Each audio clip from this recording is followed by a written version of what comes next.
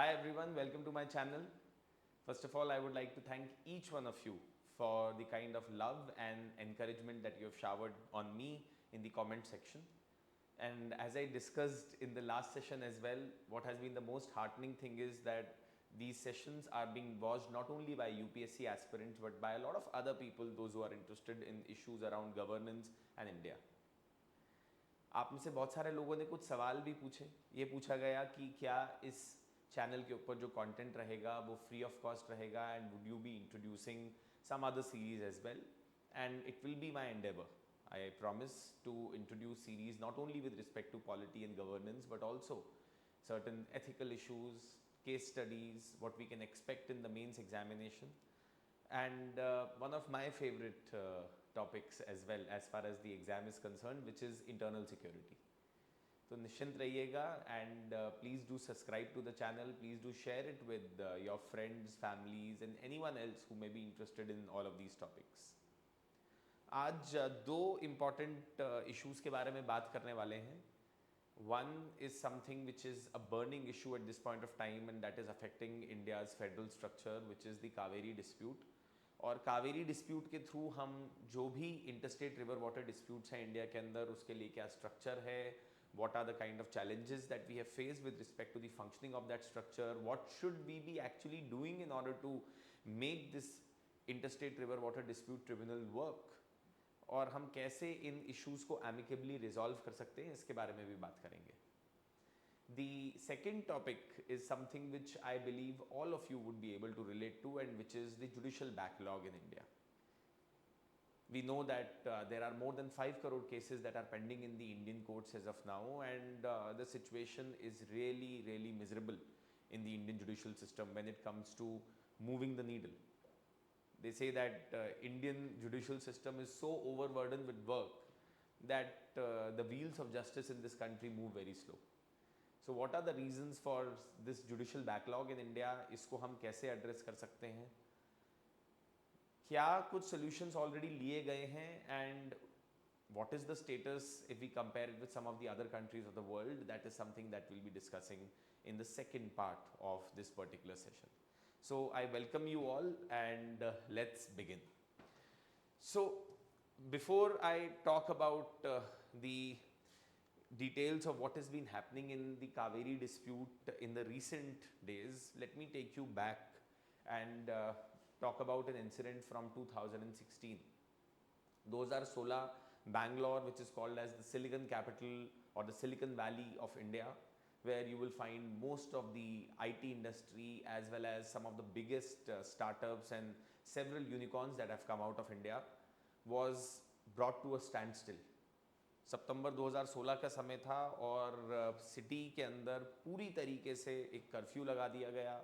There was a riot-like situation that had emerged in the city. Several buses had been torched on the Kempegoda bus station.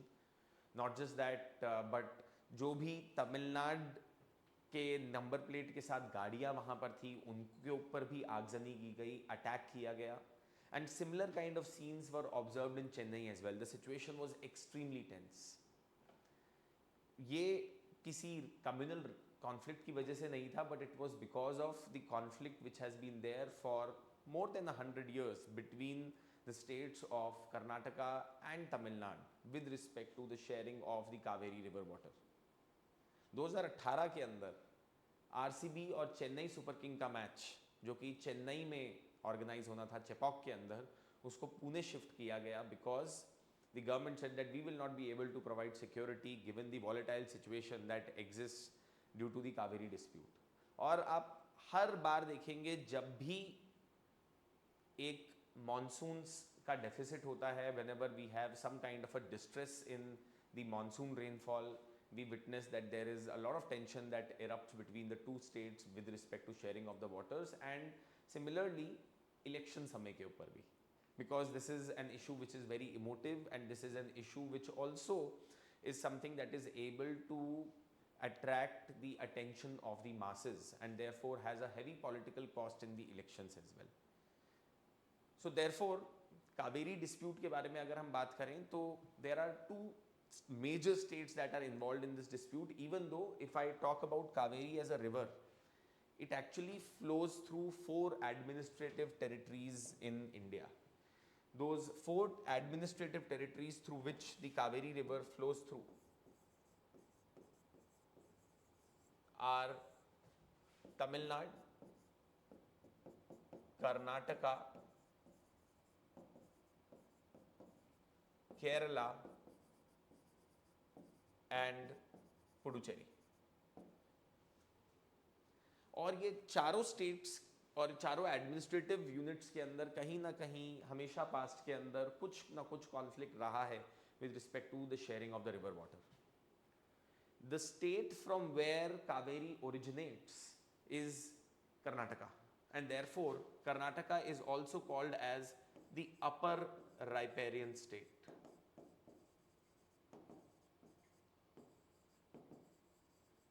Whereas because the water flows from Karnataka into the other states, that is Tamil Nadu, Kerala, Puducherry, they all together are called as the lower riparian states.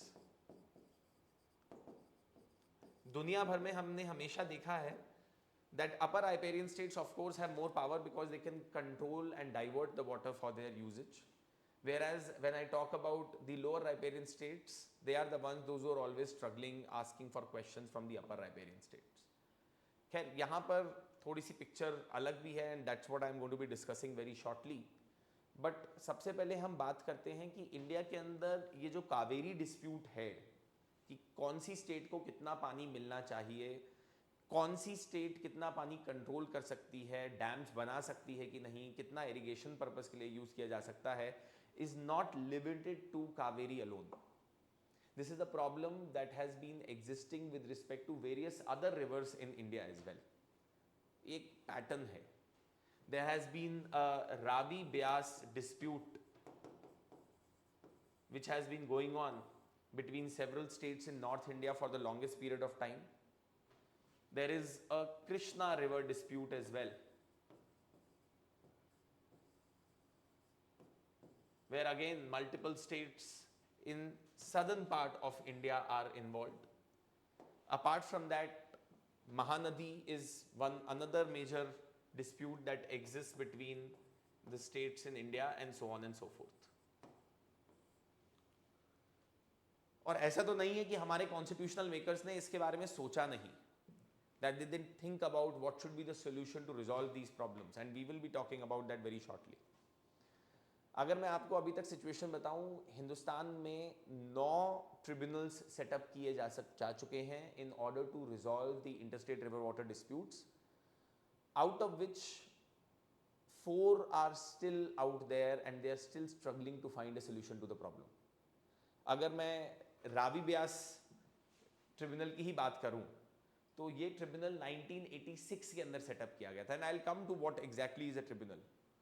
ये tribunal या एक body to resolve the dispute between the states which are affected by the Ravi Beas waters was set up in 1986, और अभी 40 साल से ज़्यादा हो चुके हैं, but we have still not been able to find a resolution to this problem. And therefore, we really need to discuss that what are the reasons because of which this pendency continues. What are the reasons because of which, despite all the efforts, we have not been able to resolve these interstate river water disputes in India between the various states. वहाँ जाने से पहले मैं इसके ऊपर कुछ और बातें भी करना चाहूँगा. See, water is something which is very necessary. It is something which is of utmost requirement for almost all the human beings. ये एक ऐसी चीज़ है जो कोई दूसरे के साथ शेयर नहीं करना चाहता है, and increasingly it is becoming the reason for conflict between countries, between administrative territories and between people as well. हो सकता है आपने अपने आसपास के मोहल्ले में भी लोगों को पानी के लिए झगड़ते देखा होगा, because it is something which is so basic to our existence as human beings.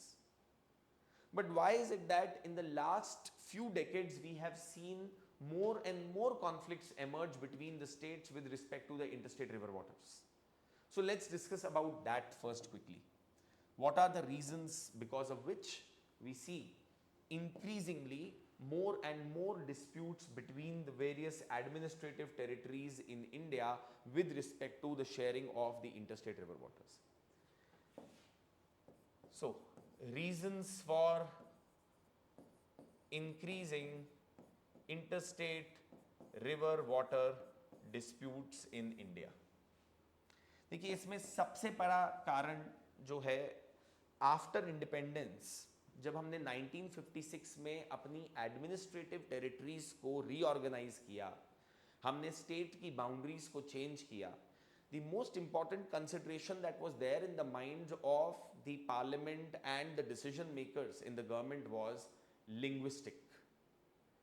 Because Andhra Pradesh as a state was formed on the basis of language in 1953, it had created pressure on the government to take similar steps for the other demands as well across the country.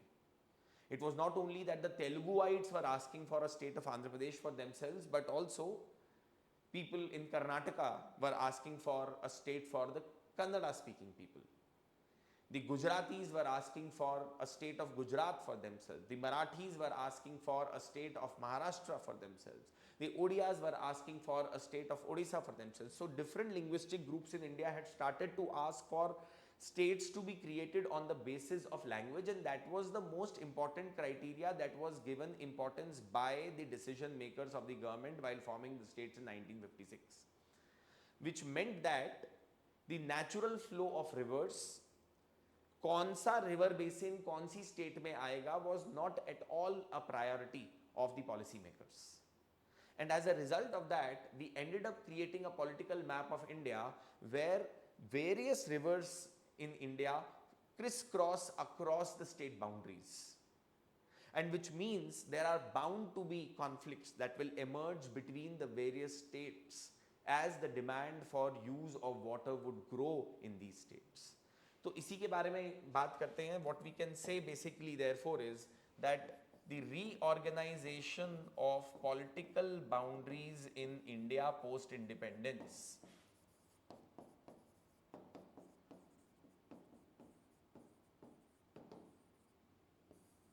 was conducted on primarily linguistic basis.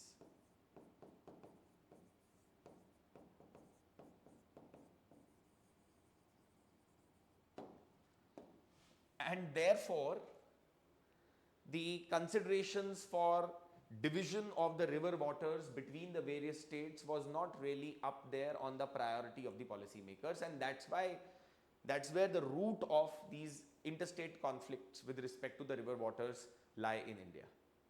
But ये केवल कारण नहीं है. Of course, the other big challenge has been that there has been an increasing demand for water resources,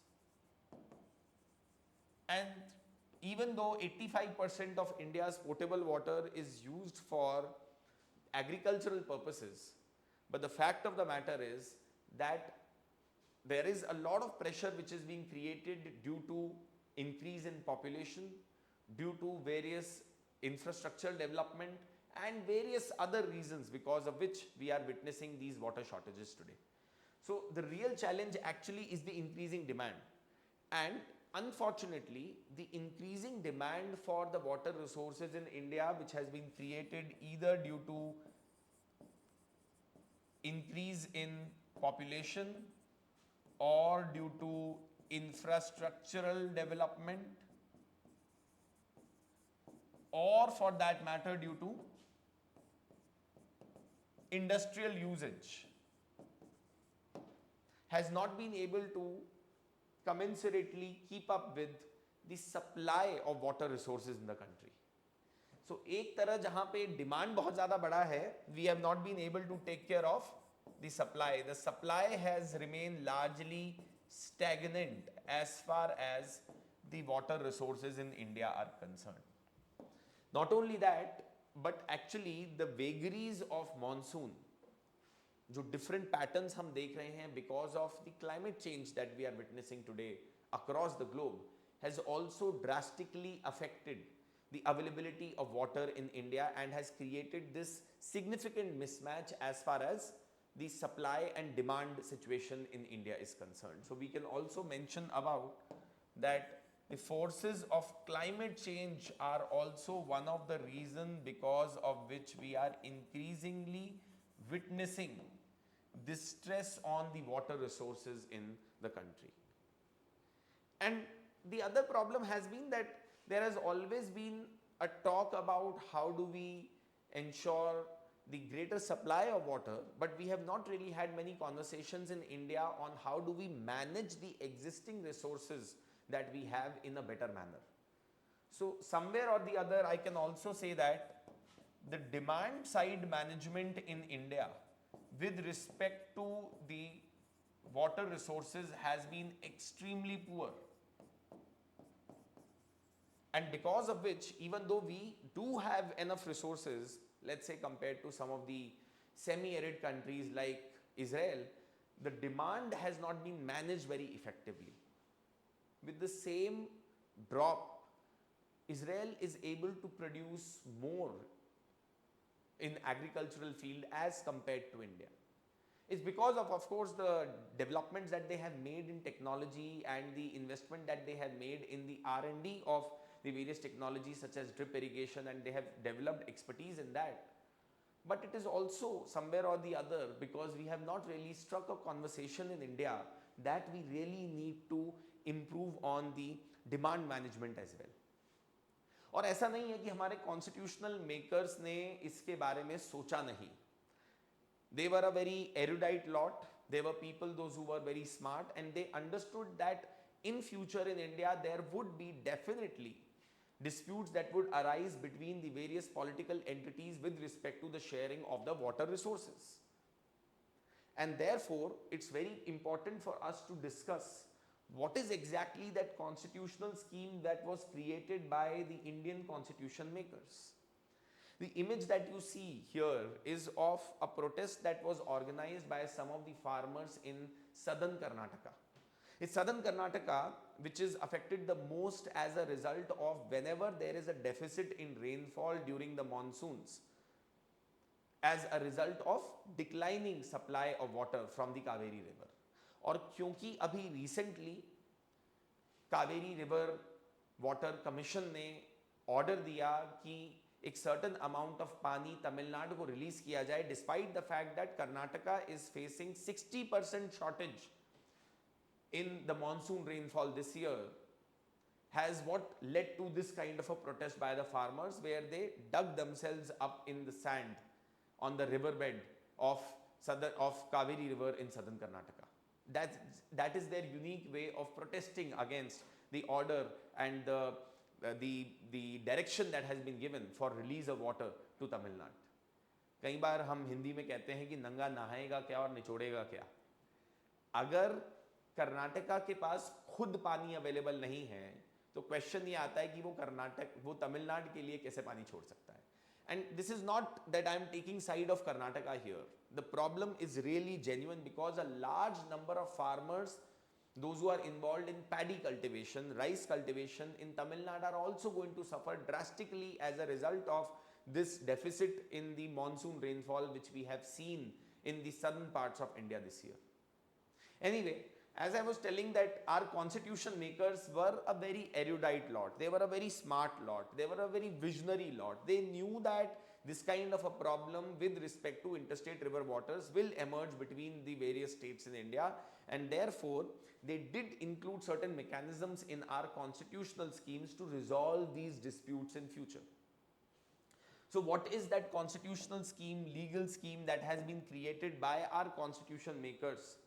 Let's discuss that. इसमें सबसे पहले मैं बताना चाहूँगा आपको, as you people would know that in India the powers to make laws have been divided between the union and the states. There are certain subjects which have been mentioned in what is called as list 1 of the constitution on which union alone can make laws, and there are certain subjects which have been mentioned in list 2 of the Indian constitution on which the states alone can make laws. And then there are certain subjects on which both the union and the state can make laws, and they are called as the concurrent list subjects or list 3 subjects. If I look at entry 17 of list 2 of the constitution. तो list 2 जो है वो state list कहलाती है और इसमें multiple entries हैं on what subjects the state governments or state legislatures can make laws। और वहां पे जो entry 17 है that talks about water, it talks about water supply, it talks about irrigation, canals, drainage, etc. So the usage of water basically is supposed to be regulated by a state legislature through its own laws, but at the same time there is entry 56 as well in list 3 of the constitution, sorry, list 1 of the constitution, which comes under the control of the union। और ये entry 56 कहता है regulation and development of interstate reverse and river valleys. इसके ऊपर power बनाने, law बनाने की power जो है वो यूनियन को दी गई है। So regulation and development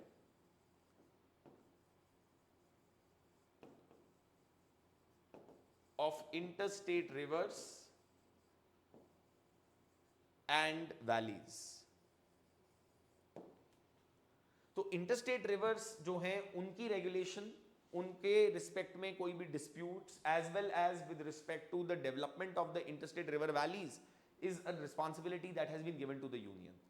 Now the interesting thing is that the power of the state legislatures to make law on regulating the usage of water within their state is subject to the power of the union।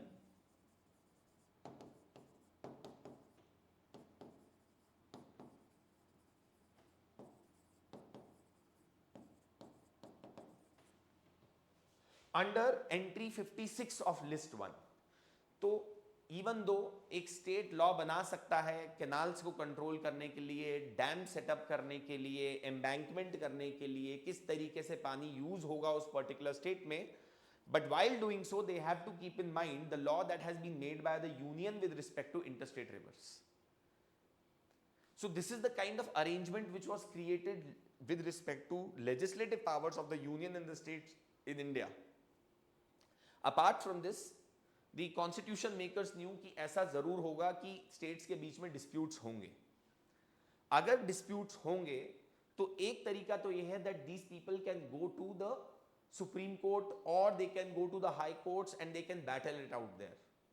But imagine if two sons of the same family are going to be fighting it out in the court, then what is the impression that it is going to give about the family to the rest of the world? Because of this particular idea only our constitution makers thought that the powers to decide the disputes when it comes to interstate river waters between the two states should not be given to the courts in India। इसके लिए हमें कोई एक special out of court mechanism create करना चाहिए जो थोड़ा सा कम फॉर्मल हो कोर्ट मैकेनिज्म के रिस्पेक्ट में। कोर्ट में एग्जामिनेशन होता है, क्रॉस एग्जामिनेशन होता है, विटनेसेस आएंगे और दोनों पार्टीज अपनी मैक्सिमम कोशिश करेंगे कि मैं अपने केस को जीत सकूं, स्ट्रांग बना सकूं, and for that I might even go to the extent of casting aspersions on the other party. अगर दो स्टेट्स के बीच में एक interstate river water dispute court तक गया तो आप ये बिल्कुल मान के चलिएगा that the relationship between the people of the two states is going to be in a turmoil, and that is what exactly has happened as far as Karnataka and Tamil Nadu is concerned, despite the fact that the matter has actually not gone to the court as such। So what the constitution makers did was that they included a very important article in the Indian constitution, which is article 262। article 262 says the following। It says that the Parliament of India can make a law, and by that law they can create a mechanism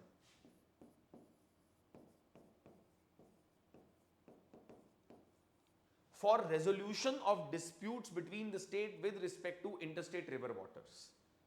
So this mechanism will be a resolution mechanism for interstate river water disputes in India। ये mechanism court से अलग होगा, ये mechanism थोड़ा informal होगा। Less complicated होगा,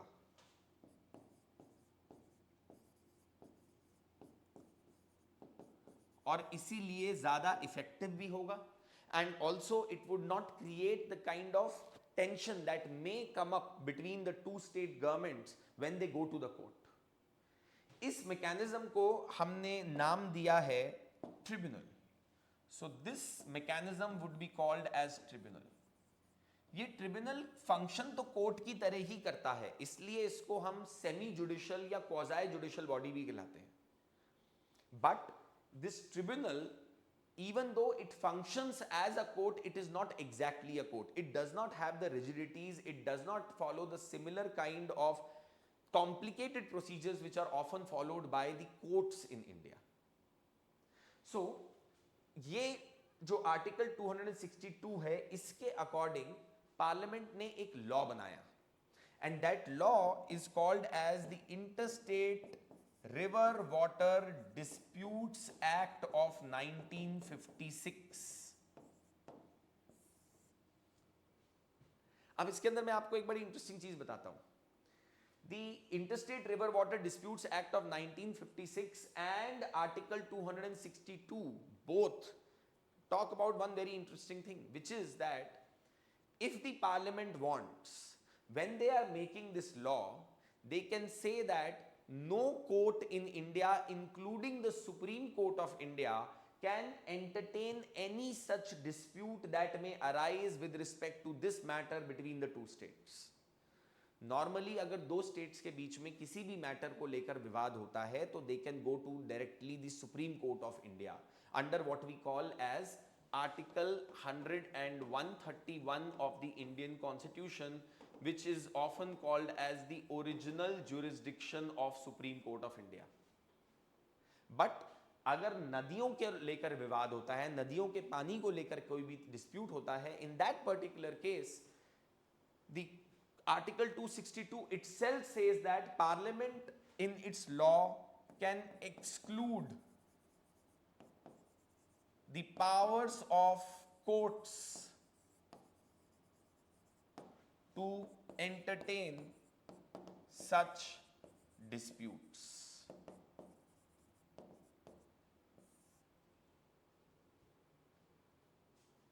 और यही interstate river water disputes act करता भी है. It excluded the powers of the courts in India including the supreme court of India to entertain any dispute that may arise between the state with respect to the interstate river waters.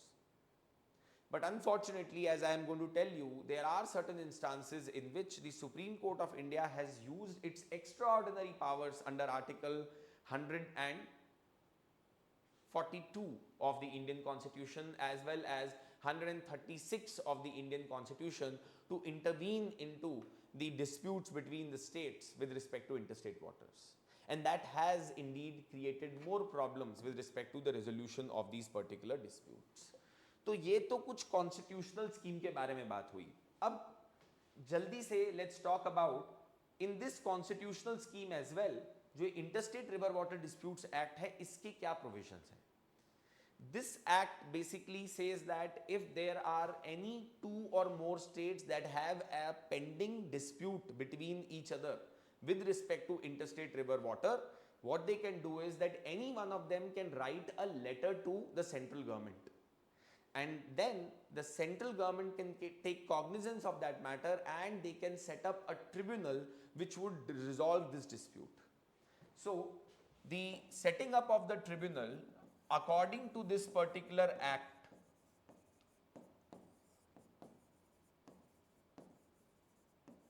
is supposed to be done via what? A complaint that is filed by either of the states.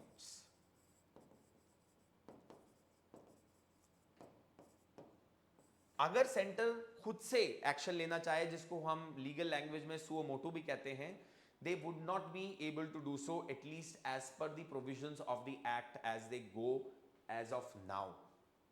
So on the complaint by the states there can be a tribunal that can be set up. This tribunal will be consisting of 3 members.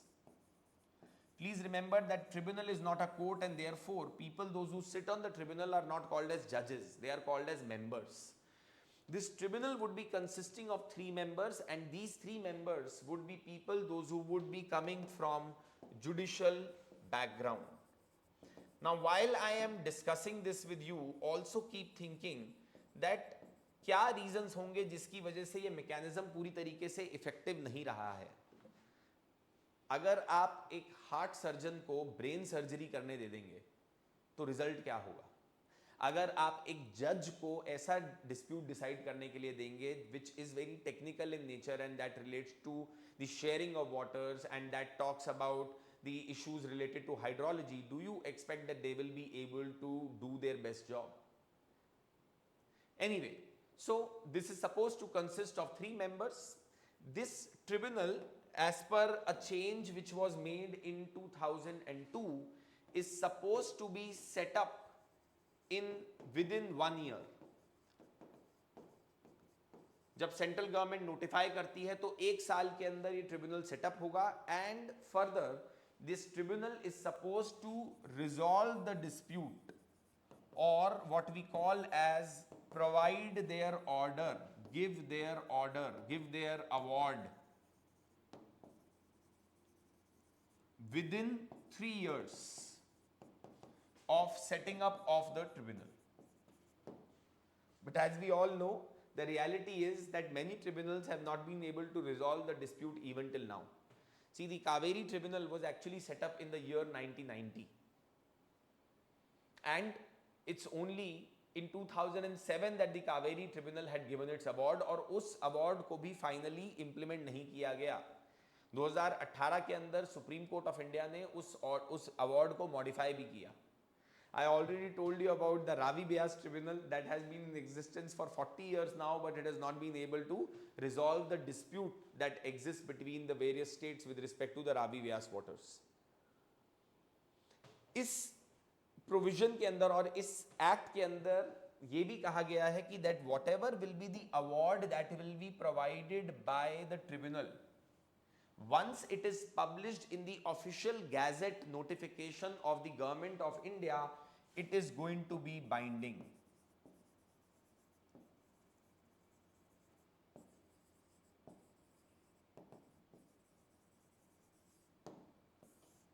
It shall be binding on whom? It shall be binding on the states.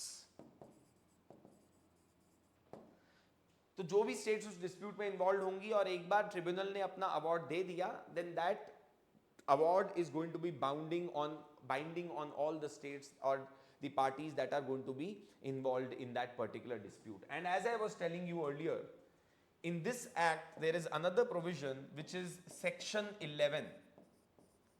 For those of you who are preparing for the mains examination, you don't need to specifically remember the numbers of the section in an ordinary law like the Interstate River Water Disputes Act. But अगर आपको पता है, and if you would be able to write that in your answer, then of course the examiner is going to give you some possibly extra marks, maybe half a mark extra as compared to your competitor. So section 11 of this particular act has oust the jurisdiction. Jurisdiction means ability of any court to entertain a case of the courts from such disputes.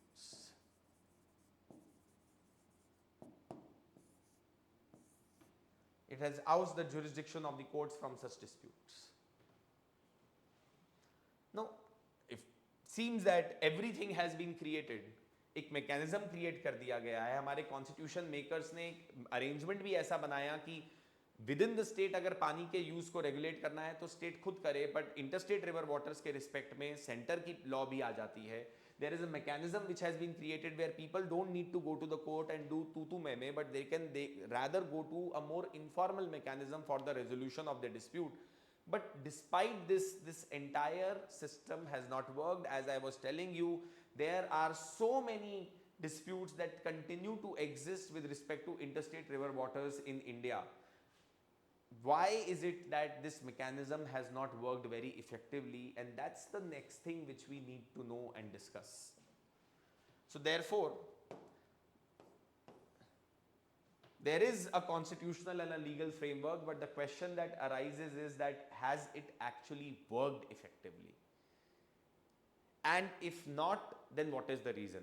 It has not worked effectively, ये तो हमें समझ में आ ही रहा है. अगर it would have been working effectively, तो ये कावेरी dispute जो हर 1-2 साल 5 साल के अंदर बार बार आ जाता है, it would not have been there. And do remember that usually these disputes are a distress phenomenon.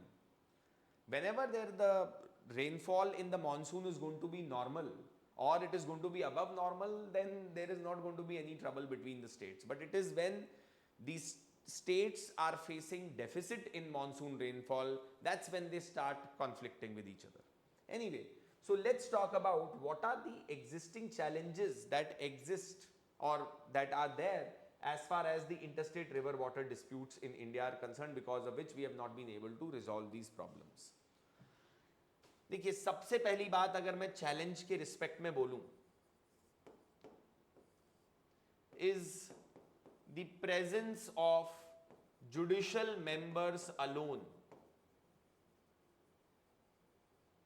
in these tribunals. As I was telling you that in fact one of the former chairpersons of the former Union Water Secretary also had said, and his name was Ramaswamy Iyer. So perhaps one of the most respected individuals in India when it comes to the hydrology and issues related to water resources. He was a former secretary of the Union Water Resources. He had basically said once that asking the judges to resolve the disputes between the states on interstate river waters is like asking a cardiologist to go and argue in the court about a murder trial. So the expertise is simply not there in the judicial members. See, a judge of the Supreme Court of India is trained in various matters. He or she is trained in the area of criminal law, constitutional law, civil procedure. He is trained in evidence law, but they do not necessarily have expertise in matters of hydrology. किस state को किस season में कितना पानी मिलना चाहिए, how much water would be actually required for agriculture, how much would be required for industrial purposes, how much would be required for developmental purposes. This is something which is very, very different from one state to the other. And also this is a highly technical matter. So the absence of any of the technical members in a tribunal is one of the biggest challenges that exist with respect to the mechanism that has been created in India. So there is basically, we can say, a composition problem as far as these tribunals are concerned.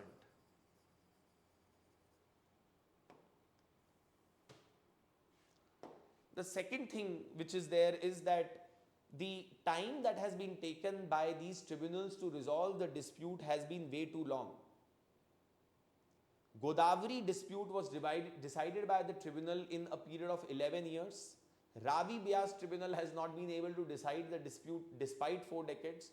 The fastest that a tribunal was able to resolve a dispute was Krishna tribunal, which was able to do it in a period of, guess, drum rolls, 7 years. 7 saal lage. So the time which has been taken, so there is a time challenge for resolution of disputes by these tribunals has been way too long as compared to what we would have genuinely expected them to resolve the disputes in. The third issue that we can talk about is that अगर किसी एक tribunal को ये बताना है कि इस state को इतना पानी दिया जाए और इस स्टेट का इतना पानी के ऊपर हक होना चाहिए, for that they should first have data. They should know how much is the seasonal flow in that particular river. They should know what is the usage of Tamil Nadu. They should know what is the usage of Karnataka, Kerala, so on and so forth. But unfortunately, the next problem which I want to discuss is what is called as the data problem. There is no central repository available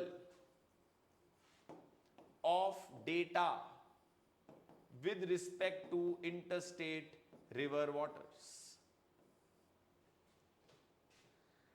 Imagine that there are two brothers, those who are fighting over who should get how much share in the bank account of their father after his death. But they are both arguing over the validity of the passbook itself or the data which is there in the passbook itself.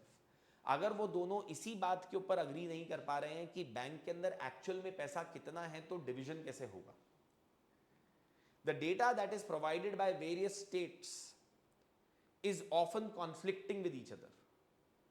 Data which is provided by Karnataka is very different from the data that is provided by Tamil Nadu with respect to the water in Kaveri river.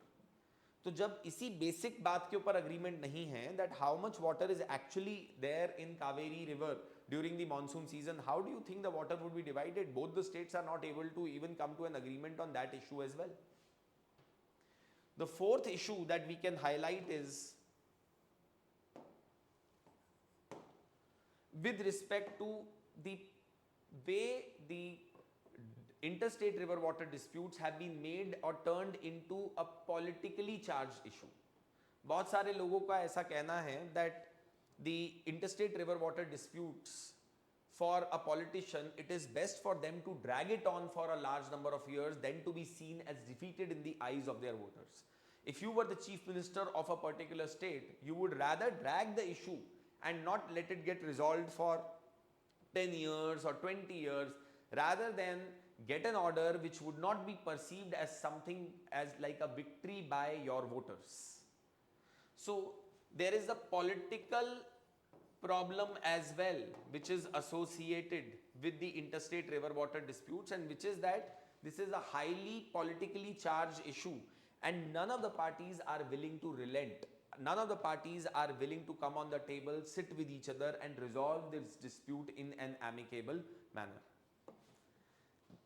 बहुत सारे लोगों का ऐसा कहना है that the interstate river water disputes in India are actually not really water disputes, but they are essentially elections or election disputes which are dressed in hydrological clothing. हमने इन disputes को ये disputes at the end of the day political ही हैं, पर इनको बस जो अमली जामा है ऊपर से वो हाइड्रोलॉजी का पहना दिया गया है. And then there is another challenge which is there. Even when the award has been given in the past by these tribunals, their enforcement has become a major challenge. अभी जैसे recently जो Kaveri river water authority है या Kaveri river water commission है, उसने जब order दिया कर्नाटका को कि आप इतना पानी तमिलनाडु को रिलीज करेंगे, they are not willing to implement that. Even though the order that is given by any tribunal for the release of the water to the lower riparian states is equivalent to almost an order of the court, but unfortunately ultimate enforcement of these orders lies in the hands of the central government, and central government itself is often very careful and often keeps political equations in mind before it goes ahead and tries to implement the order. देखिए, अगर suppose कीजिए कर्नाटका को Kaveri river water authority ने या Kaveri river water commission ने बोला that you release this much amount of water to Tamil Nadu, and if the central government, which is controlled by the BJP, goes ahead and tells the same to Karnataka and asks them to enforce it or actually enforces it, then they stand to lose a lot in the next elections when they contest in Karnataka. The BJP knows that they do not really have great prospects in Tamil Nadu, but they do have prospects in Karnataka and they can come back in power in Karnataka. So why to destroy our chances where the Congress or the other opposition parties would go to the people saying that कि देखिए कर्नाटका का loss इसलिए हुआ क्योंकि central government ने ये order enforce करवा दिया for sharing of water in large amount with the state of Tamil Nadu. So the point that we can basically say is that there is an enforcement problem as well that exists. Ultimately, the enforcement of the order or the award that has been given by the tribunal is supposed to be done by the central government. And since the enforcement is supposed to be done by the central government, they are often themselves dictated by their political compulsions. And it's not a very straightforward equation as well. See, you have to understand that there are sentiments of people also involved. Even if the central government decides to go ahead and implement the award that has been given by a tribunal, there will be protests that will happen in the state. The people will take to the streets and it will be very difficult for execution of that order. इसके अलावा हम कुछ चीज़ें और भी कह सकते हैं. I told you that the constitution originally as well as the Interstate River Water Disputes Act allows the parliament to keep the Supreme Court and the other courts out of these particular matters. But unfortunately, the Supreme Court of India has used its powers under what is called as the special leave petition, which is Article 136 of the Indian Constitution, has indeed intervened in these disputes also. Article 136 of the Constitution ये कहता है कि देश में किसी भी court में, किसी भी ट्रिब्यूनल में कोई भी डिस्प्यूट चल रहा हो, वो सुप्रीम कोर्ट उस कोर्ट से, उस ट्रिब्यूनल से निकालकर अपने सामने रख के उस केस को डिसाइड कर सकती है. This is an extraordinary power that has been given to our Supreme Court by the constitution makers, and in words of one of the former judges of the Supreme Court of India, one of the stalwarts of the Supreme Court of India, Justice V. Krishna Iyer, the Supreme Court has not done the right thing by intervening in these matters. As I was telling you, the intervention that was made by the Supreme Court of India in the year 2018, where they modified the order of Kaveri Tribunal, a decision which had been given in 2007, was something which people believed was an example of judicial overreach and judicial over enthusiasm. The judiciary should not have done that. They should have shown some kind of restraint. So this is as far as the challenges exist, the existing challenges with respect to the interstate river water disputes are concerned. UPSC in the mains examination in 2013 has already asked a question on this topic, where they asked that what are the procedural and the structural inadequacies that exist in our present mechanism for resolution of disputes as far as the interstate river waters are concerned. So you do have a look at that question, and we will have a look at that question very shortly. Now see, it's not that there are only problems and there are no attempts that have been made to resolve these problems or disputes actively by either the state or the center. There are various attempts that have been made in the past. One such attempt that was made in the past was an amendment bill was introduced in the Lok Sabha in 2019 to make changes to this act and to ensure that the system can work more effectively. Unfortunately, this bill was passed by the Lok Sabha, but when it went to Rajya Sabha, it kept pending there, and at the end of the dissolution of the Lok Sabha in 2024, this bill lapsed. तो ये एक बहुत ही unfortunate बात है कि even though ये bill Lok Sabha ने पास किया भी, उसके बावजूद ये राज्यसभा में पास नहीं हुआ और ये फिर पेंडिंग रह गया और ये फिर लैप्स कर गया. तो interstate river water disputes amendment bill of 2019 के ऐसे क्या प्रोविजन है that would have really helped in ensuring effective functioning of the interstate river water dispute tribunals in India. Let's discuss that, and we will also discuss what are the other reforms that have been suggested by some of the expert bodies in India as far as the interstate river water disputes are concerned. So what are the reforms suggested? In 1988, a commission was formed by the government of India which was called as the Sarkaria Commission. This was under the leadership of Justice Sarkaria, and it is also called as the Center State Relation Commission. This Sarkaria Commission basically was formed to resolve and to provide recommendations on strengthening federal setup in India and center state relations को मजबूत करने के लिए. In its chapter 17, this report made several key recommendations.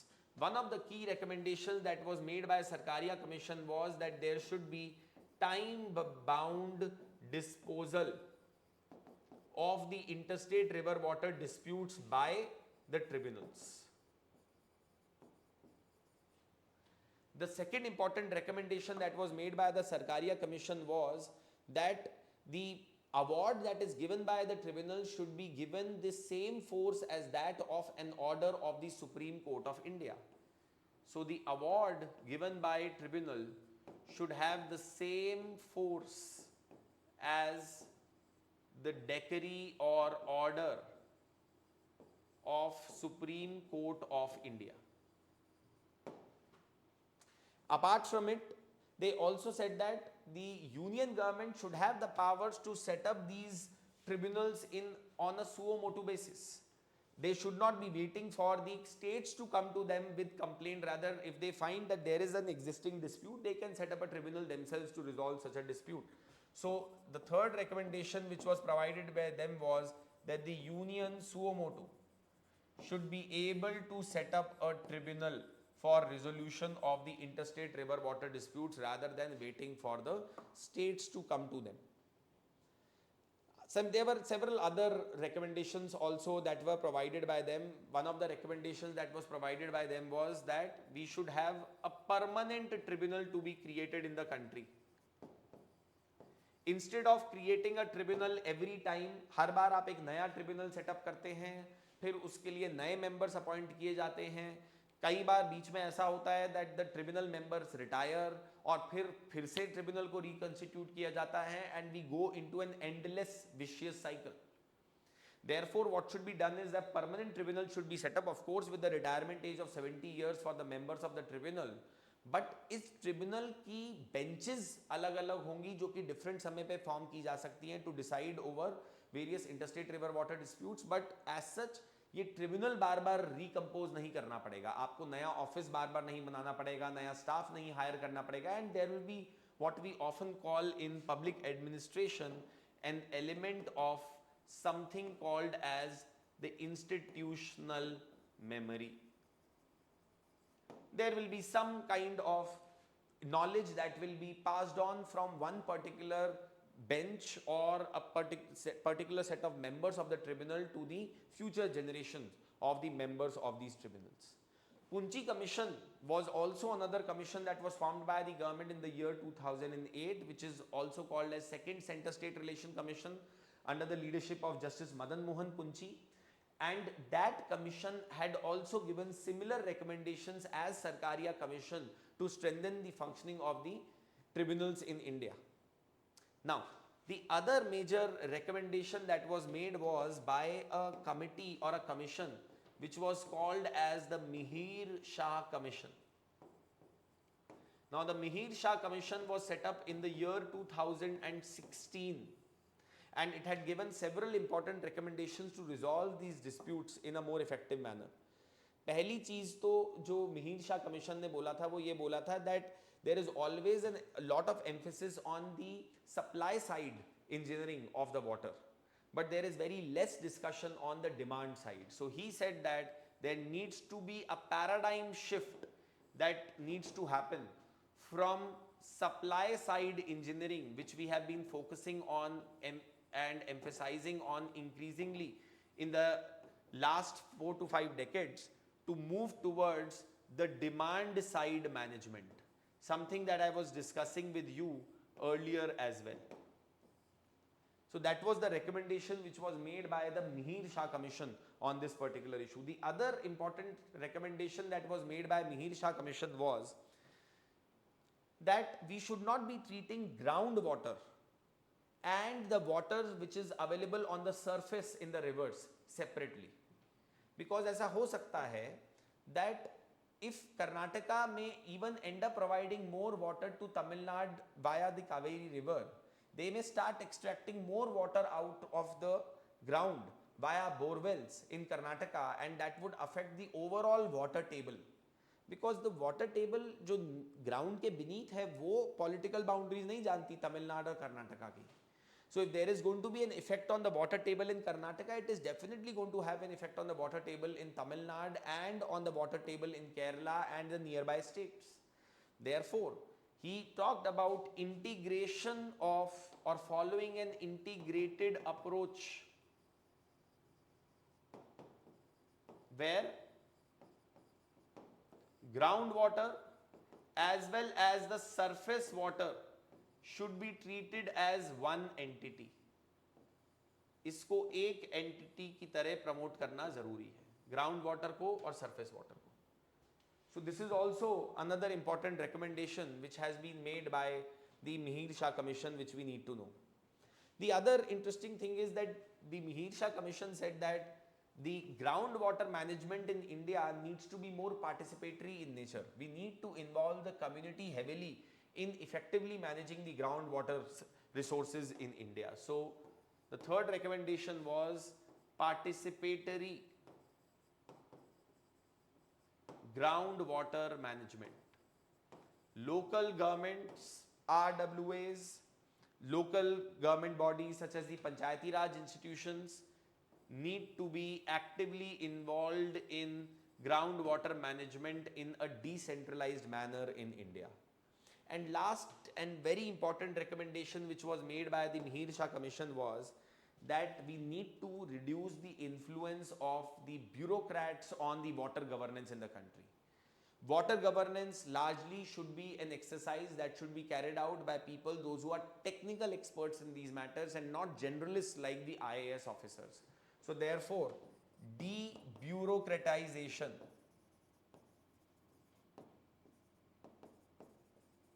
of water governance.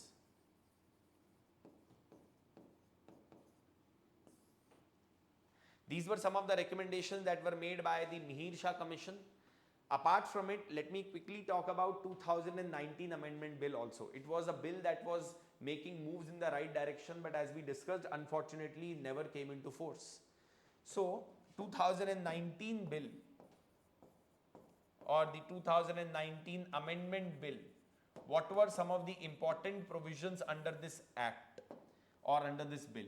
देखिए इस bill की एक बड़ी अच्छी खासियत ये थी that इसने ये बोला that there is no need for the two parties to go to the tribunal directly whenever they have a dispute. Usually अभी क्या होता है, जब आप कंप्लेंट सेंटर को लिखते हैं और सेंटर आपकी कंप्लेंट एंटरटेन कर लेती है तो वो क्या करती है, ट्रिब्यूनल सेटअप कर देती है. और ट्रिब्यूनल का मैकेनिज्म आप कितना भी बोल लें इनफॉर्मल है, but ultimately at the end of the day there are जजेस those who are sitting there and it is very formal only in nature and it is very time taking and cumbersome. अगर Ravi Beas tribunal को 40 साल लग गए हैं dispute decide करते हुए तो आप खुद ही सोच सकते हैं. The fastest, as I was telling you, is the Krishna tribunal that decided the dispute in 7 years. So therefore, what this bill suggested was that there should be firstly something called as DRC, Dispute Resolution Council, should be set up. This will be a body which will first try to get both the states or multiple states on the same table and help them in negotiating with each other and try to resolve their dispute through dialogue. आपने कई बार देखा होगा that if there is a dispute that breaks out between two people, two friends, they are not often able to resolve it by themselves because ego comes in. But अगर कोई तीसरा दोस्त आकर या कोई तीसरा भाई आकर या कोई तीसरा फ्रेंड आकर उस डिस्प्यूट को रिजॉल्व करने की कोशिश करेगा तो कई बार हो जाता है. Remember the Dil Chahta Hai story. The point that I am basically trying to make here is that the dispute resolution council is exactly that kind of a phenomenon where the two states that are conflicting with each other may come on the table and try to resolve the dispute through negotiation, through dialogue, so that they don't need to even go to the stage of going to the tribunal. Just in case this dispute resolution council attempt fails to resolve the dispute between the states, then in that case the matter may be referred to the tribunal, which would be set up for the purpose. Now, the other interesting thing which has been mentioned is that the tribunal itself would be functioning in a time-bound manner. So the time that has been given to the tribunal for resolution of any such dispute is 2 + 1 years, which is basically that they have 2 years initial period to resolve the dispute, but if they are not able to do that in certain extraordinary circumstances, they may be given an extension of 1 year, but they cannot go beyond 3 years as far as the resolution of this dispute is concerned. The other thing which was also introduced in this particular bill was that it allowed for introduction of technical members.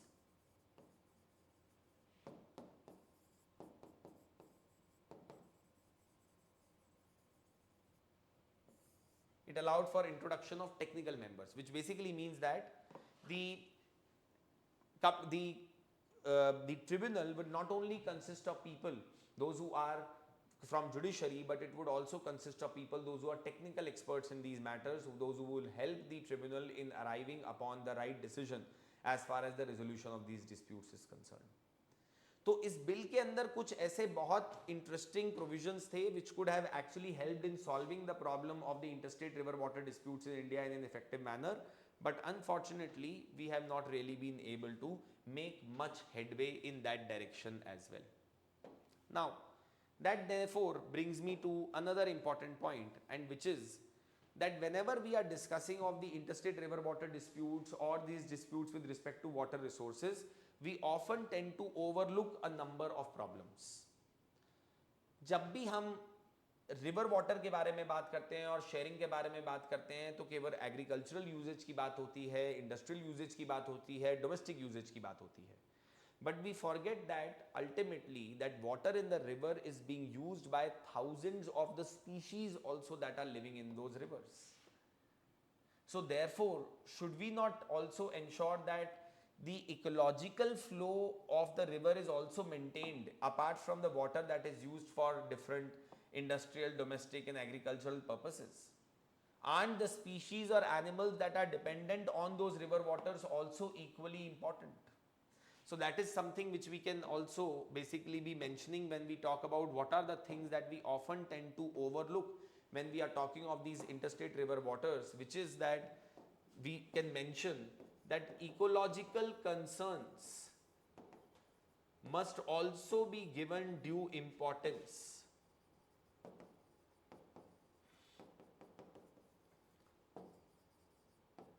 When we are trying to resolve these kind of disputes.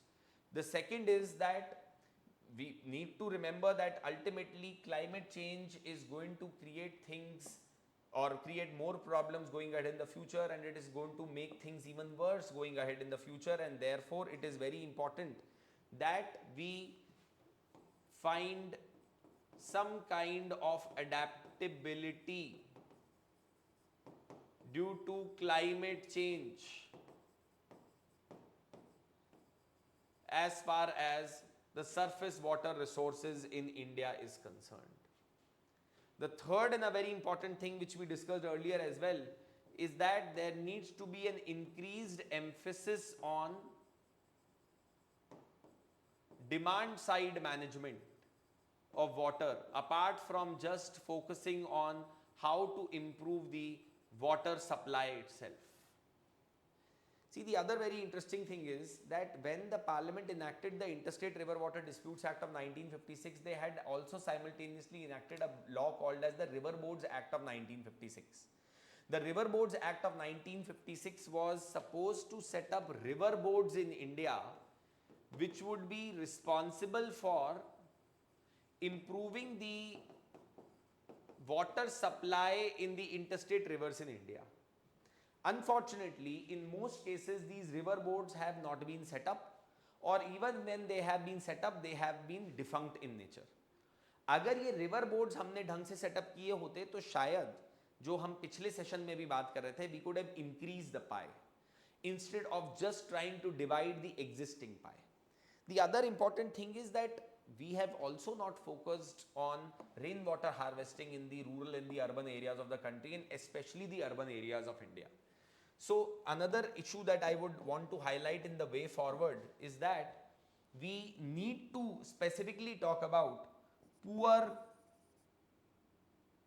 rainwater harvesting, especially in the urban areas of India, which therefore means that they have to be heavily dependent on the water that comes through the monsoon rainfall in India. देखिए ये भी एक बड़ी अजीब सी बात है that Bangalore as such does not form a part of the Kaveri river basin, but it extracts a lot of water out of the Kaveri river.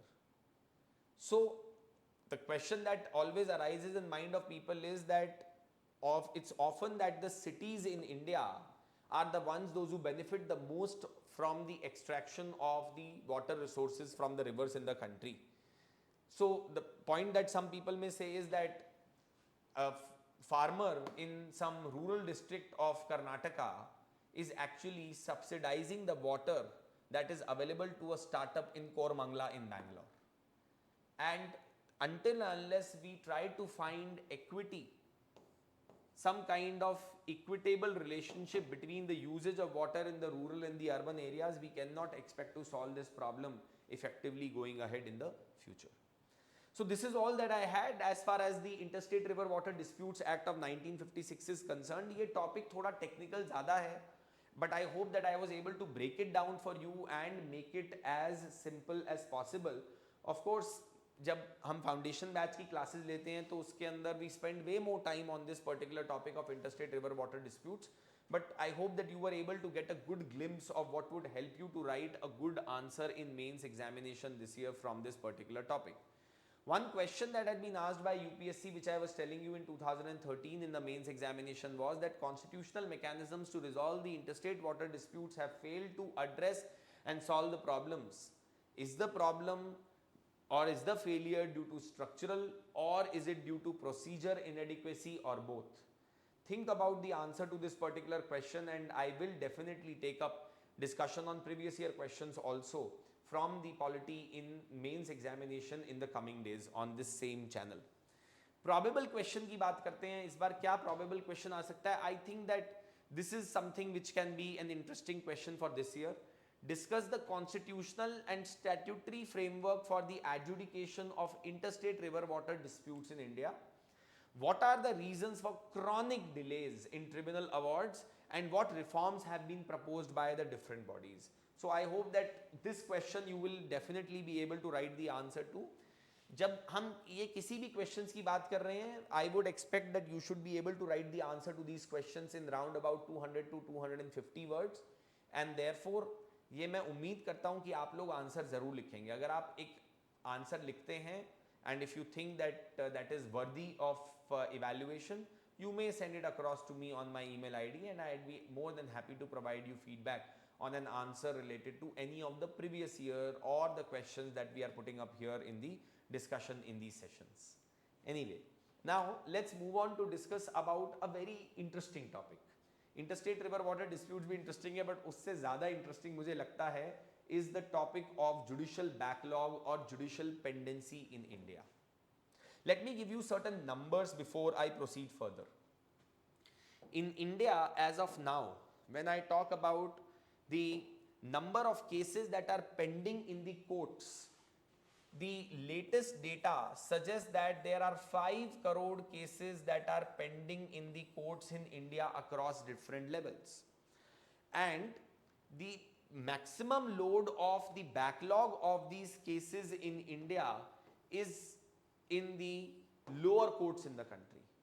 So the Supreme Court of India, as per the latest data, has somewhere around 90,000 cases that are pending.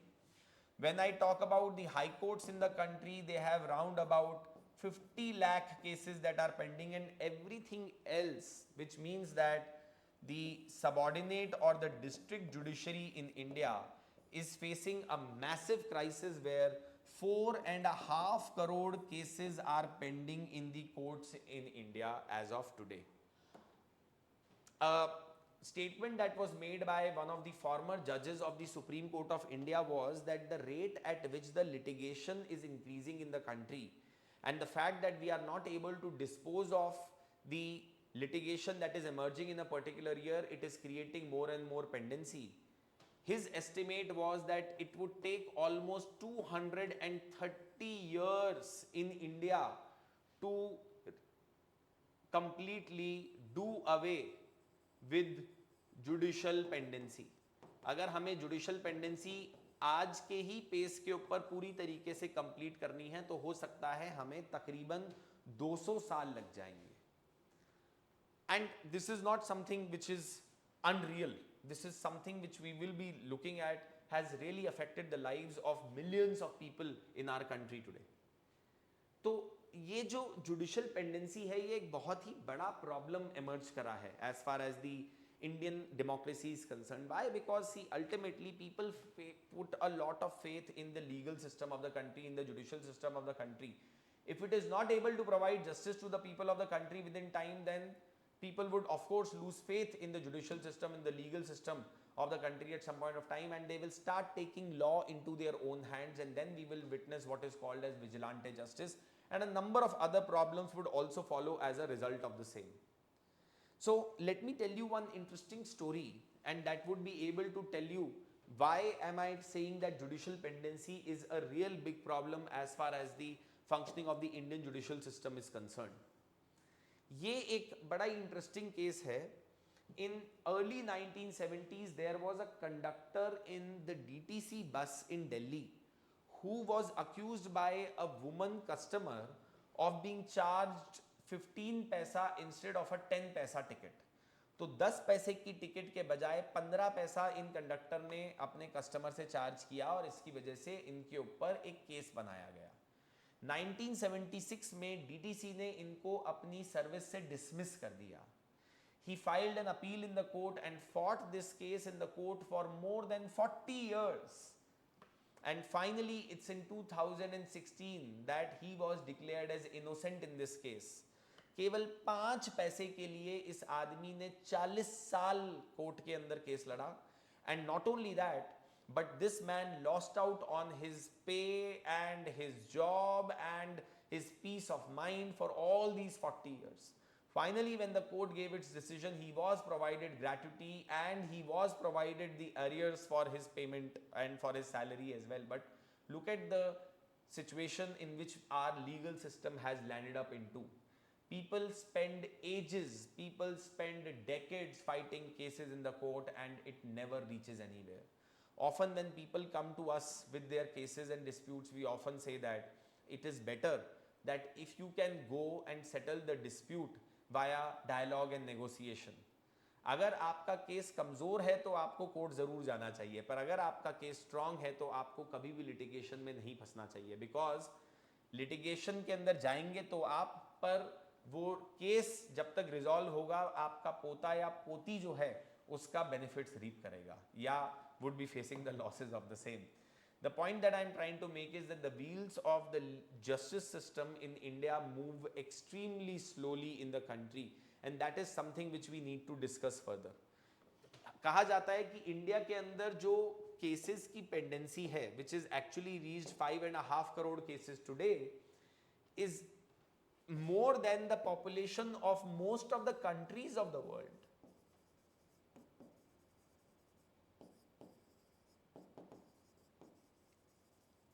A few years back, I remember there was an incident that took place where a former CJI of India, while he was at a public event and making a speech, ended up breaking down and ended up getting into tears because of the pain which he personally felt that the litigants have to often go through for many years when they are going to the courts in the country.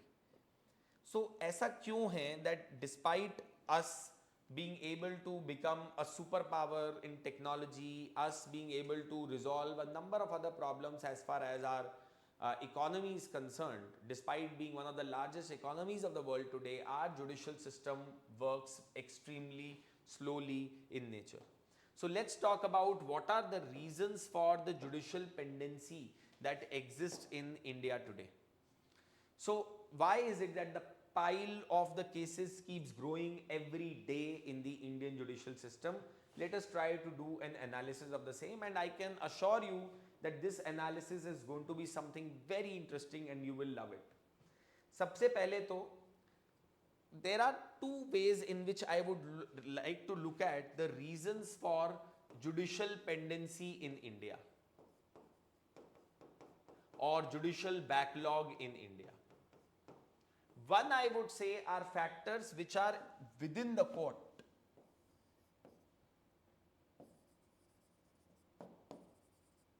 And then there are certain miscellaneous or outside factors also which cannot necessarily be controlled by the court as far as judicial pendency is concerned. So let's first quickly talk about the factors which are there within the court as far as the judicial pendency is concerned. See, the first and the biggest reason, of course, is judicial vacancy in the country.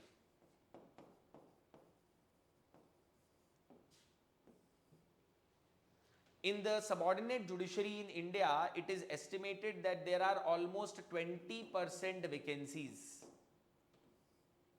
in the lower judiciary in the country.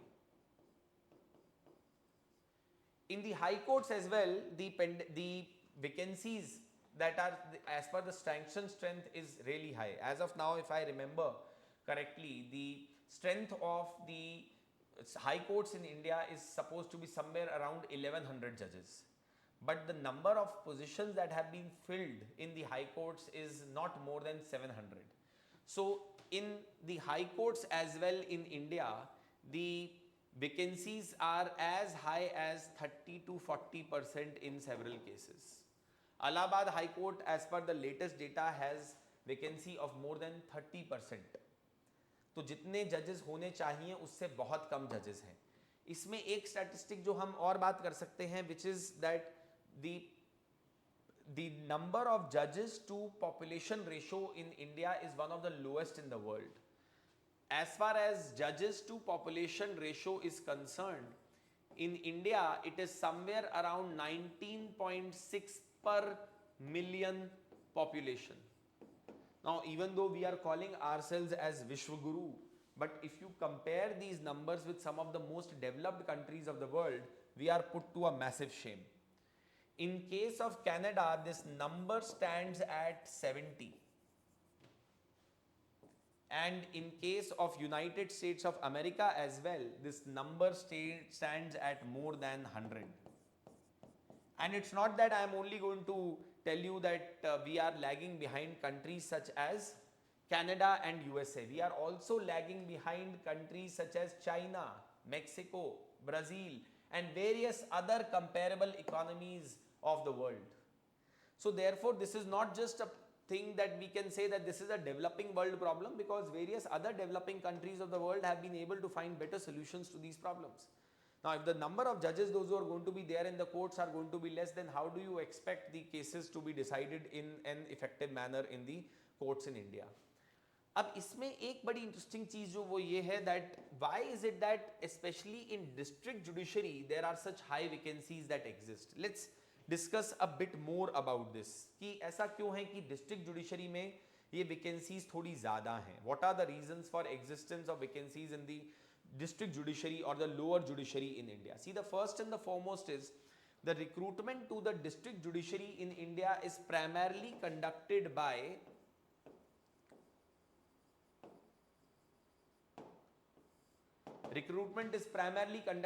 the public service commissions. And as you would know, the public service commissions in India have a very poor track record of conducting the examinations. अभी जैसे हम बात कर रहे हैं, few days back a student of mine told me that the Jharkhand PSC has leaked.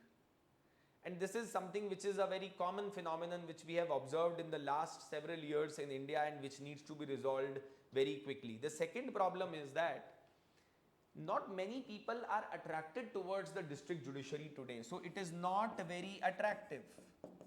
And why is it not very attractive? There are two reasons for that. So the best talent of the country actually does not prefer to get into the lower judiciary of the country. One of the reasons for that is because the pay and the salaries that are provided to the judges in the lower court are extremely poor. So a lot of young lawyers, after graduating from some of the best law schools of the country, think that it's better for us to get into litigation and to be able to make some money there rather than going to the court and becoming a judge where we will not be paid enough salary which would be required for living a decent life. The second also is that the promotional avenues which are available for people, those who are from in the district judiciary are very poor. As you people, if you look at the statistics, then you would get to know that as far as the high courts are concerned, only 1/3 of the judges in the high courts in India are the ones those who are promoted from the lower judiciary. 2/3 of the judges are the ones those who are actually practicing lawyers.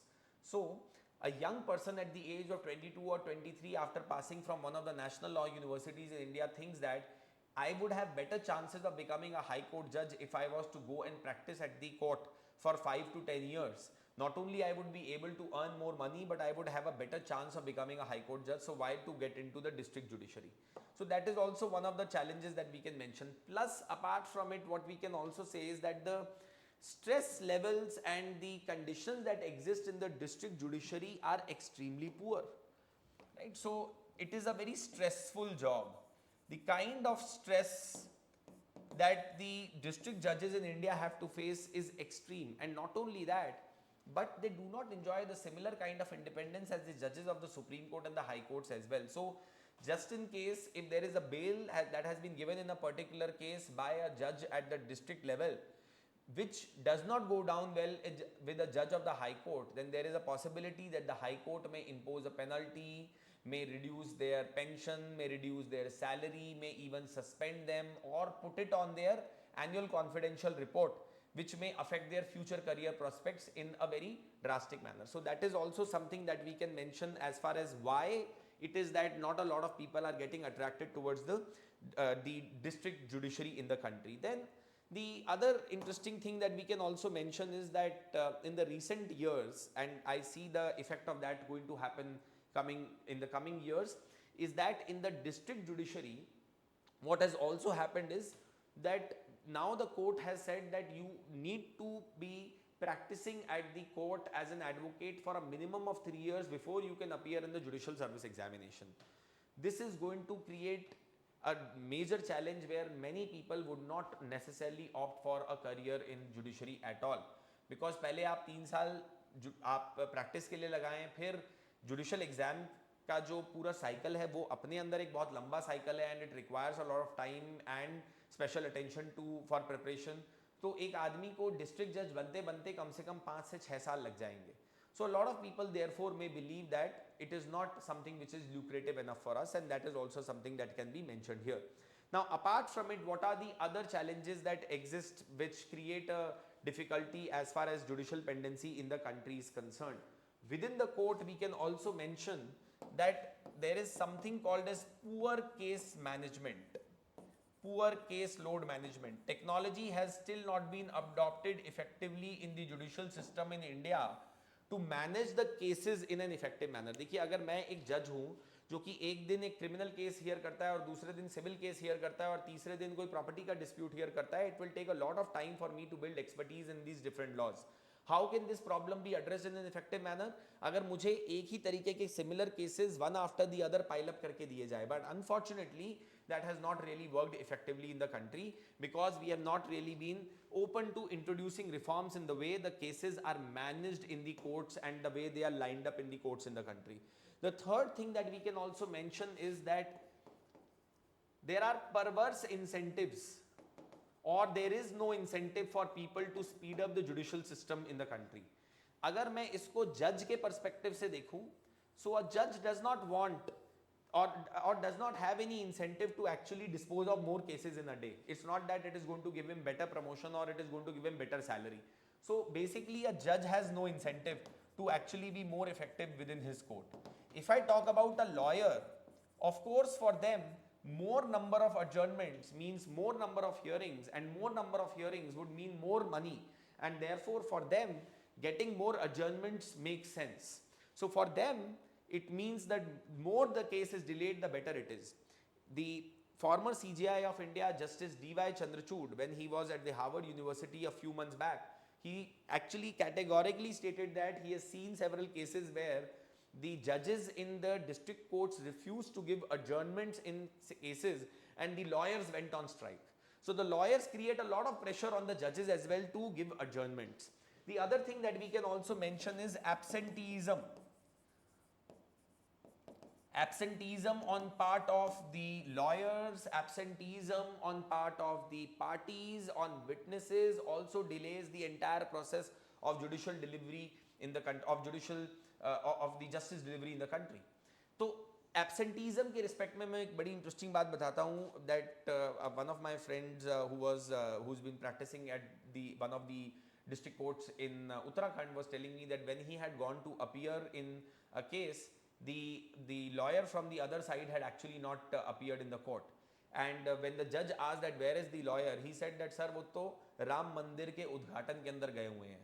So the judge said that okay, Ram मंदिर के उद्घाटन में गए हैं तो let me give adjournment for the next date. The point that I am basically trying to make is that a lot of times people come up with extremely frivolous reasons for seeking adjournments in the court, and that has delayed the entire process of this justice delivery in the country that we were discussing.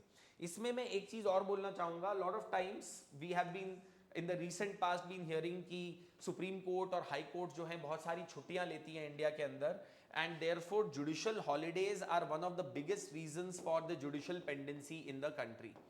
Well, I would like to disagree on the same. A lot of people say that judicial holidays are responsible for this because summer vacations होती हैं, winter vacations होती है, Diwali Dussehra vacations होती हैं, and the court does not function. और कोई भी ऐसा wing of the government नहीं है इंक्लूडिंग सिविल सर्विसेज और लेजिस्लेचर एक्सेट्रा जो इतनी लंबी छुट्टी लेता हो इंडिया के अंदर, बट जुडिशरी क्यों लेती है.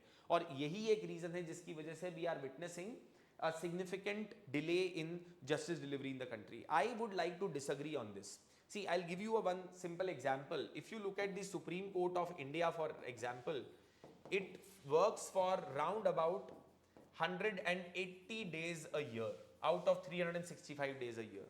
If I compare that number with the Supreme Court of the United States of America, they work for somewhere around 80 days a year. So does that mean that in America also the Supreme Court of United States of America is sleeping and they are not doing anything? That is not something which I believe is the real reason. See, you have to understand that the life of a judge is a very difficult life. ऐसा नहीं है कि जो 180 बचे दिन होते हैं उसके अंदर जज जो है मजे काट रहा होता है. In those 180 days, the judge actually is preparing files. The judge is supposed to be reading through the evidence that has been provided. The judge has to be giving oral orders as well for writing down the orders to be submitted to the court. So all of those things are also supposed to happen. The point that I am basically trying to make is that a judge does a lot of other work other than when he's sitting in the courtroom. He has to read judgments, he has to read various developments that are happening in the legal world across the world. A judge has to also understand what are the arguments that have been made by the parties. He has to write down the judgments and give the orders, and all of those things have to be done. Dictation of the orders has to be done, and that takes a lot of time on their part. Supreme court की अगर मैं बात करूं तो it usually functions from 10:30 AM in the morning to 4:30 PM, but it's not that कि 4:30 बजे फिर जज फ्री हो जाता है और घर चले जाता है. The judge sits there in the court, dictates the orders, is supposed to line up the cases for the next day, and so on and so forth. Plus on top of that, please do not forget that judges in India are involved in not only judicial work, which is sitting in the court and giving judgments, but they are also involved in a lot of administrative work. Scheduling करनी है, आपको ये decide करना है कि किसको कितना salary मिलना है, इंफ्रास्ट्रक्चर के बारे में डिसीजन लेना है. So many things are suppose to be decided by the जजेस only in the country, and they are extremely overburdened with work. So therefore, what we need is actually more judges in the country. And to just say that the judges are having a merry time by having holidays, this is something which is a very myopic view and can only be given by a person who has never entered into a courtroom themselves. One more thing that I would want to say as far as the problems within the judicial system in India is concerned is the role of the Supreme Court of India. As I was telling you about the specially petition powers of the Supreme Court of India, the Supreme Court of India is supposed to exercise its powers under Article 136 specially petition powers to take a case from a lower court directly and put it in front of itself in very limited number of cases. But unfortunately, the specially petition acceptance in India has gone up heavily. Originally ये specially petition अगर suppose कीजिए 100 cases में file किया जाता था, तो it would be only around 2% cases, 2 cases which would be accepted under specially petition. But अब ये percentage जो है as per a study of NLU Delhi, it has gone to as high as 14% in certain cases, which means that बहुत सारे cases में supreme court खुद एक तरीके से ऑब्स्टेकल बन जा रहा है in justice delivery by taking cases from the lower court and putting those in front of itself. देखिए सुप्रीम कोर्ट का काम छोटे छोटे केसेस डिसाइड करना नहीं होना चाहिए through specially petition from the lower courts, rather supreme court का काम होना चाहिए to decide the overall law of the country and to give directions to the lower courts as to how to apply those laws that they have laid down or those directions that they have laid down. Supreme Court should not be intervening in day-to-day cases and making things complicated for themselves is another point that I would like to mention here on record. Now, apart from it, outside the court system, reasons are also there for extreme number of judicial cases or judicial pendency in the country. See, the first and the foremost is lack of coordination between the various agencies, between police, between the prosecution, defense is a major challenge. कई बार ऐसा होता है that even the prosecution lawyers in India are extremely overburdened with work, right? So they have to run from one court to the other. And Delhi के अंदर ही मैंने बहुत सारे prosecution lawyers को multiple cases में एक ही दिन में appear होते देखा है, which delays the proceedings of the court a lot of times. The second thing is that there is very less emphasis on alternate dispute resolution mechanisms in India.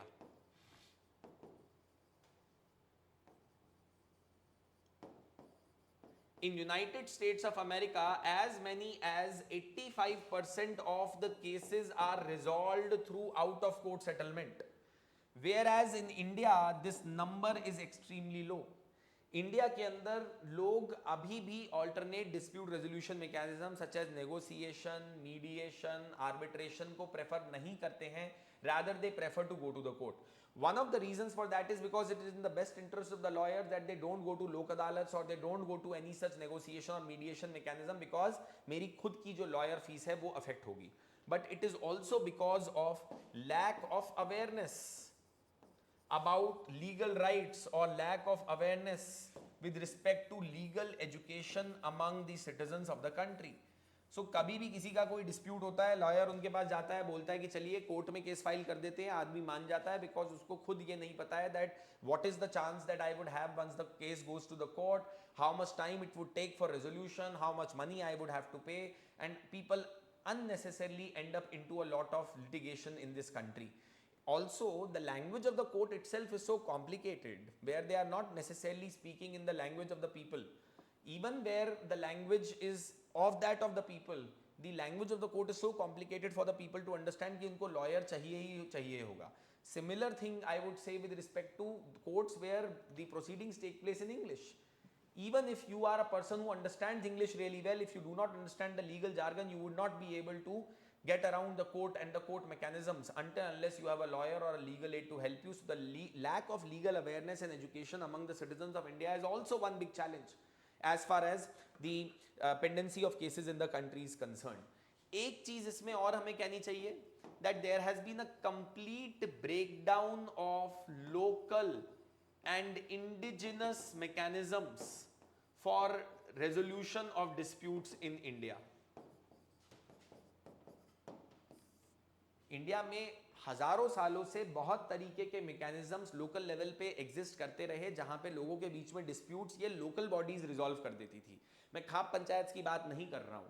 I am talking of various other formal mechanisms also that have existed in the past. अगर दो भाइयों के बीच का झगड़ा है तो उनको court जाने की जरूरत क्या है? This could have been resolved in an amicable manner through negotiation as well.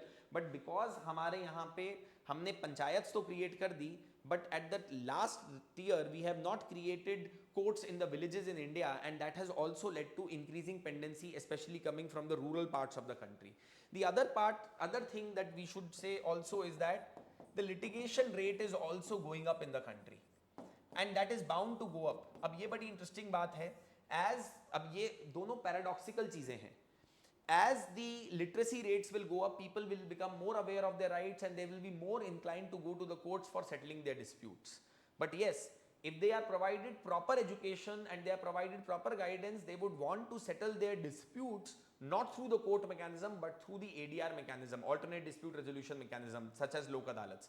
But unfortunately, neither do we have proper legal education in the country. On top of that, people are indeed becoming more aware of their own rights, and as a result of that, more and more of them are getting into various kind of conflicts in the courts in the country. The other thing that we can also mention is about the infrastructure of courts in India. The infrastructure in the district judiciary in India is extremely poor. We have not been able to adopt technology. There is shortage of staff. There is shortage of the courtrooms.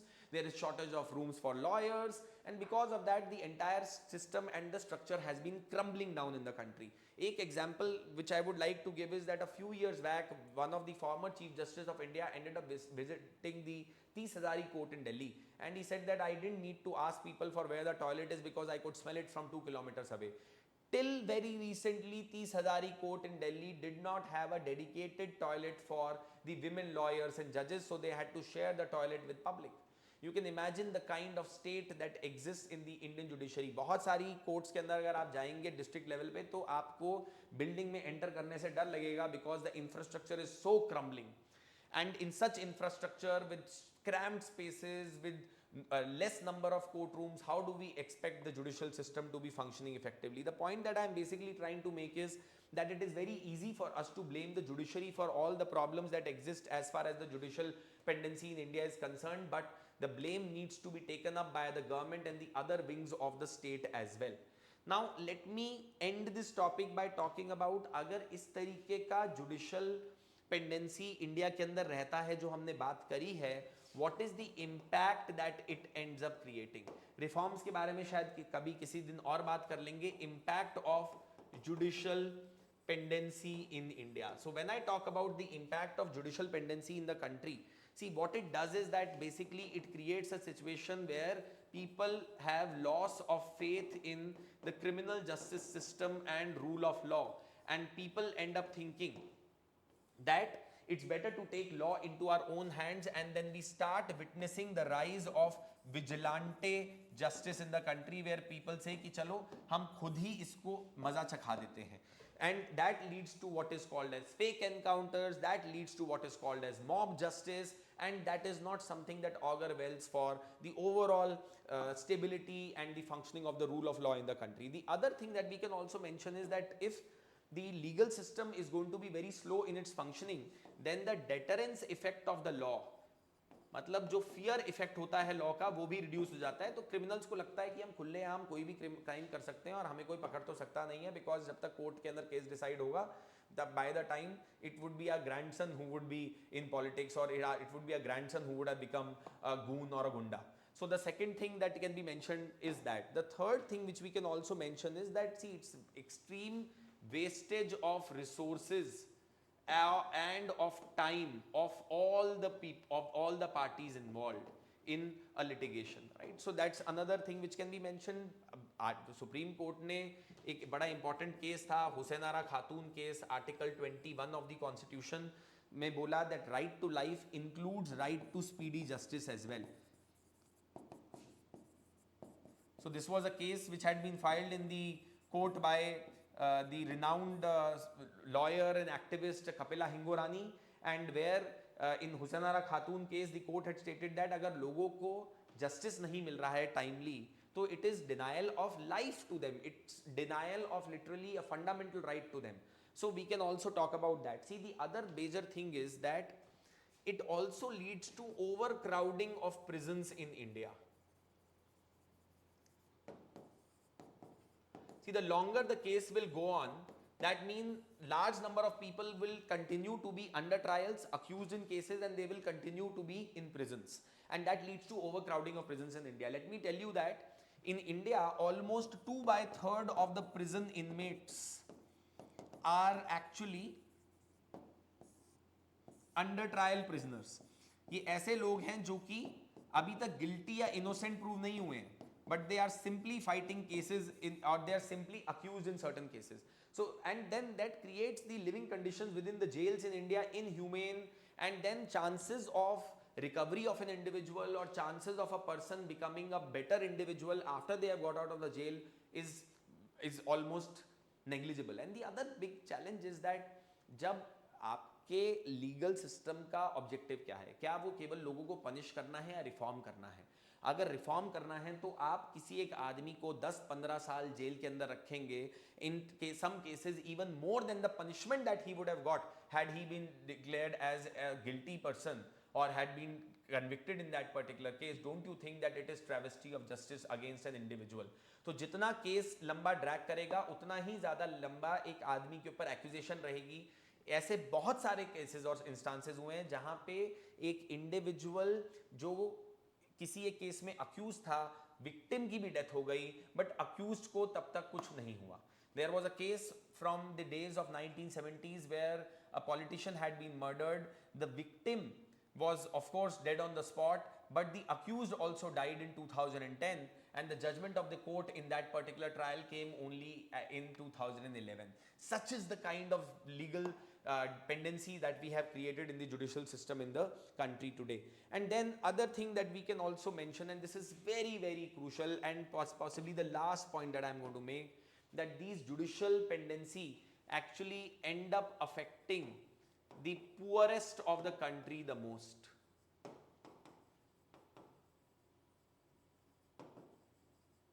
Even if अगर आप under trials का data देखेंगे तो आपको मिलेगा that out of these 2/3 prison inmates, those who are under trials, 90% of them are either women, or they are SCs, or they are STs, or they are minorities. What that tells you is that it's the poorest and the most marginalized sections of the society in India that are affected the worst as a result of these cases being pending in the court for the longest period of time. तो solution क्या है? देखिए solution है ज़्यादा से ज़्यादा ADR mechanism के ऊपर एम्फेसाइज करना, लोक अदालत को प्रमोट करना। कुछ लोग ये भी कहते हैं कि फास्ट ट्रैक कोर्ट सेटअप कर दी जाए। I have a problem with fast track courts. The problem is that fast track courts only help in solving the problem cosmetically. आप क्या करते हैं कि कुछ केसेस को प्रायोरिटी दे देते हैं ओवर सम अदर केसेस। आप कोई नया जज अपॉइंट नहीं करते, उसी एग्जिस्टिंग जज को बोलते हैं कि अब आप केवल इन्हीं केसेस को हियर करेंगे on priority and not the other cases. तो जो उनके पेंडिंग केसेस होते हैं वो तो वहीं के वहीं रहते हैं। तो for example recently also with respect to prevention of cheating in the examination, the government has stated fast track court setup की जाएंगी। I do not agree with that particular move, because setting up of the fast track courts is only going to solve the problem of cases related to prevention of cheating. But what happens to murder cases, what happens to rape cases, what happens to theft cases, what happens to cheating cases? वो सारे पीछे चले जाएंगे docket के अंदर। तो इसीलिए fast track courts in my opinion are not really the solution to the problem. The solution to the problem has to exist in massive structural reforms that have to be brought about. We have to change the way the recruitment is done at the lower judiciary level. We have to make lower judiciary more attractive for the young people of the country. We have to introduce technology as much as possible in ensuring the reform of the judicial system in the country, and of course move as much as towards arbitration, mediation, conciliation and other ADR mechanisms, and most importantly create awareness among the citizens of India if they have to be able to really get justice in a timely manner from the court system in the country. So this is all that I had for today's session of Manthan, and we have discussed about some really important topics today. ये वाला question जरूर देखिएगा, justice delayed is justice denied has become a constitutional cliche in India. Examine the structural, procedural and political economy causes of the judicial pendency in the country. This is all that I had from my end for Manthan session 3. I hope you people really enjoyed this session. Please do provide your feedback, comments of whatever form in the comments. आप मुझे ये भी बताइएगा कि आप कौन से और टॉपिक्स चाहते हैं कि मैं आने वाले सेशंस में कवर करूं. Some of you have already given suggestions to me. And I would also encourage you to discuss these issues. आपको क्या लगता है judicial pendency किस reason से सबसे ज़्यादा है? What do you think should be done in order to resolve the problem of judicial pendency? This was Manthan series for you, episode 3. My name is Jatin, signing off. This is my email ID and Telegram channel, and I would be I would be really wanting to hear from you, your comments, your feedback on the channel. And till then, take care, goodbye, all the best.